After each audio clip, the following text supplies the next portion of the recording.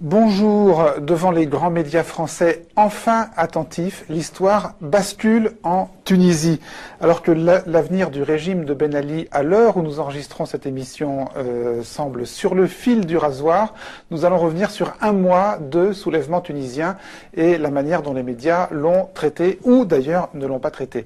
Et évidemment, on parlera aussi du rôle joué par Internet.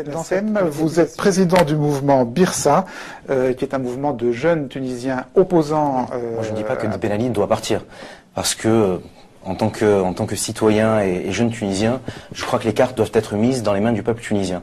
Et il n'y a pas d'appel à faire au président Ben Ali pour lui dire qu'il faut qu'il parte ou qu'il faut qu'il ne parte pas. Je crois qu'il, depuis 23 ans, il a été sourd à toutes les demandes du peuple, et je suis absolument persuadé, même aux demandes de ses conseillers ou de gens qui étaient assez raisonnables pour lui demander de partir.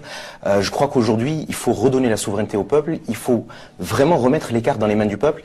Au-delà de la formule, ça veut dire quoi? Ça veut dire organiser quoi? Une élection présidentielle, des législatives? Il faut faire un référendum? Il faut faire quoi? Redonner la parole au peuple? C'est-à-dire que là, on est dans une position... Ben Ali est un boxeur qui a été un tout petit peu surpris, oui, qui est dans les cordes et qui est sonné. Bon. Et comme tout boxeur, il cherche à gagner un tout petit peu de temps, et il nous refait exactement comme vous avez dit. Et vous le lui accordez alors?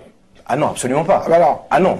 Nous, on n'appelle pas Ben Ali à partir, oui, on appelle le peuple, et dont je fais partie, à chasser le président Ben Ali. Ah, c'est vraiment très différent. D'accord, c'est absolument différent. Non, c'est plus clair comme ça. Oui, mais non, je vous avais mal compris au début. Voilà, c'est-à-dire que il n'y a rien à demander à un tyran. Il faut demander à un peuple. Quand vous me dites qu'est-ce qu'il faut faire maintenant, je pense qu'il faut parler, si vous voulez, de façon à faire un vrai contrat social. Si vous me permettez, oui, d'un trait, mais c'est vraiment important, c'est que quand Bourguiba est venu en 56, il a fait un contrat social tout seul avec le peuple. C'est-à-dire qu'il a décidé, il a dit je décide tout ça pour les Tunisiens. C'était des mesures progressistes, certes, mais qui n'ont jamais été prises dans la concertation.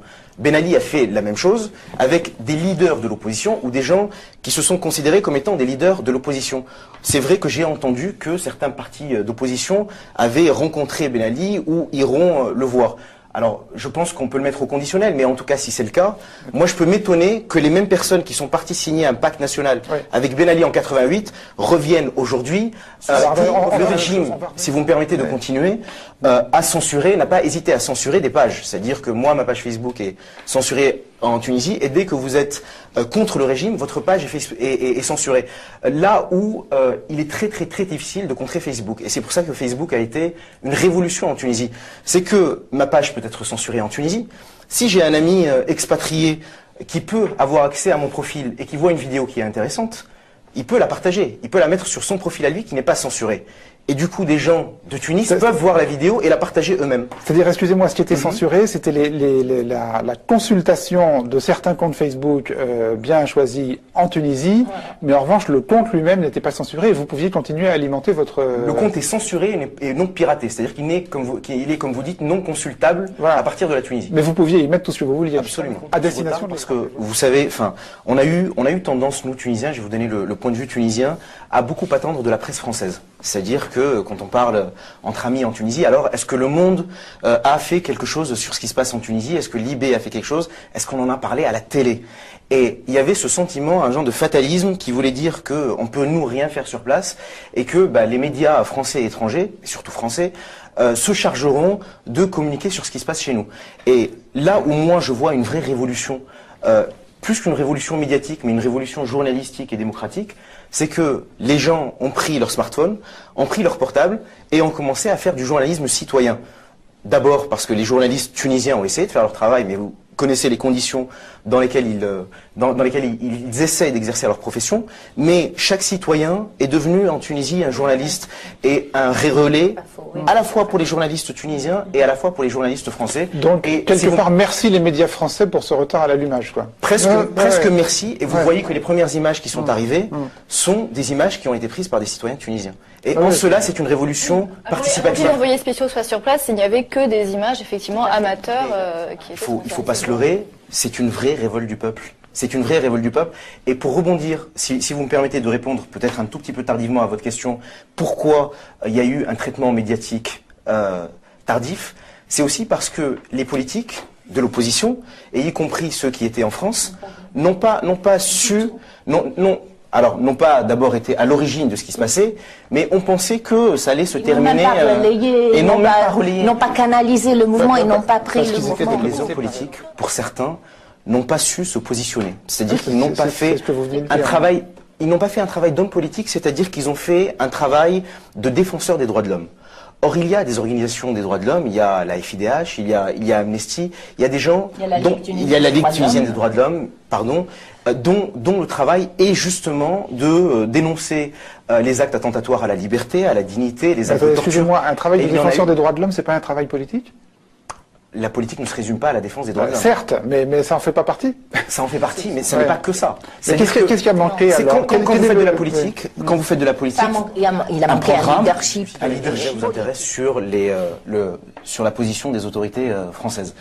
Vous savez, j'aime bien le rappeler, on a eu notre indépendance un 20 mars 1956. Et depuis cette date-là, on est un État, en principe, souverain. Et quand j'entends des amis français ou tunisiens me dire « mais est-ce que tu n'es pas choqué par le silence des autorités françaises ?» Je dis non, puisque en quelle qualité les autorités françaises se prononceraient sur la Tunisie ? Moi, j'y crois à notre révolution citoyenne, sincèrement et profondément. Au titre de la communauté internationale et au titre des conventions signées par la Tunisie. Non, il y a un aspect sur lequel moi j'insiste. Je comprends très bien que la Tunisie est souveraine et qu'elle ne demande pas. Et les Tunisiens l'ont prouvé qu'ils sont très capables de faire leur propre révolution sans l'assistance de la France. Et des médias français, comme vous le disiez. Et des médias français, vous l'avez dit. Mais cela dit, il y a une communauté internationale. Il y a des conventions que nous avons signées. Il faut le respect de ces conventions. Alors, est-ce qu'on peut laisser le jeune homme finir ? Oui, très bien. Si vous me permettez, moi je suis d'accord. Je suis d'accord avec vous. Je crois qu'en Tunisie, on a vraiment besoin d'une révolution. Alors je sais que le terme est fort, mais c'est aussi une révolution des consciences, une révolution citoyenne qui est menée par les citoyens. On a besoin d'un mythe collectif fondateur. Et pour avoir si vous voulez, cette fondation d'une nouvelle République tunisienne, je crois qu'on a réussi à organiser nos propres émeutes, nos propres manifestations, notre propre couverture médiatique. Je ne suis pas absolument persuadé qu'on ait besoin de la communauté internationale. Alors vous êtes dans votre rôle de la présidente de la FIDH. C'est pas un rôle. Hein. Non, mais dans votre rôle, dans cette position, mais bien entendu. Moi, ça aide en général. Bien entendu. La communauté internationale. Je sais. Mais c'est-à-dire, avant d'attendre qu'on fasse les choses pour nous, faisons-les nous-mêmes. Et puis, pour vous répondre sur la question de l'armée, il y a eu un moment où beaucoup de Tunisiens ont appelé l'armée à prendre le pouvoir pour le peuple. Et si vous voulez, moi je suis totalement opposé à cette idée, parce qu'on a toujours attendu en Tunisie un homme providentiel, un nouveau prophète. Il faut bien entendu que l'armée se range du côté du peuple, comme les forces de l'ordre. Mais ce n'est pas l'armée qui doit prendre le pouvoir, c'est le peuple. Alors, avec l'armée peut-être à la droite et les forces de police à gauche, parce que l'armée est aussi composée de citoyens, mais vraiment, si vous voulez, je crois profondément qu'on doit compter sur personne.